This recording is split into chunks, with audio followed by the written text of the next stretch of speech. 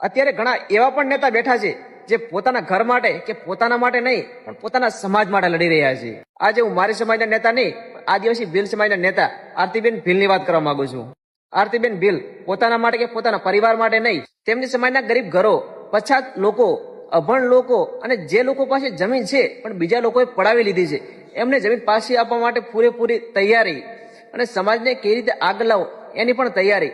સમાજ માટે અત્યારે પોતે અડીખમ ઉભા છે. ગમે તે ખૂણે એમની સમાજનો માણસ અત્યારે ગરીબીથી પીડાતો હોય કે એમને જમીન હોવા છતાં કોઈ બીજે પડાવી લીધી હોય, જમીન કોઈ આપતું ના હોય કે કોઈ પણ રીતે તકલીફ હોય તો આરતીબેન ભીલ અત્યારે એમના સપોર્ટમાં ઉભા છે. ખરેખર મારી સમાજના નથી છતાં પણ આરતીબેન ભીલને સેલ્યુટ કરું છું.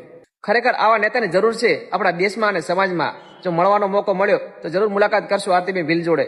જય ભીમ, જય જોહાર.